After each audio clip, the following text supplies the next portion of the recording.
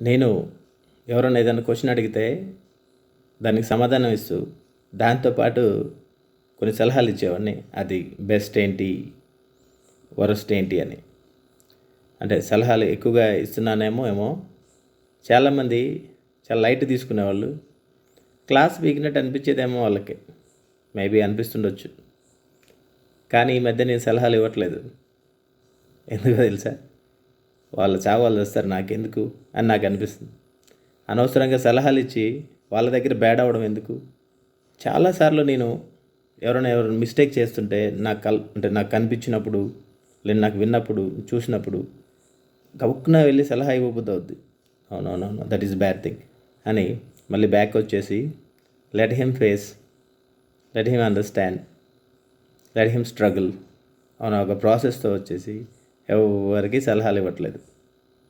వాళ్ళు నా వాళ్ళైనా, పరాయి వాళ్ళైనా, ఫ్రెండ్స్ అయినా అడిగితే తప్ప. కాబట్టి సలహాలు ఇవ్వకండి, బ్యాడ్ అవ్వకండి.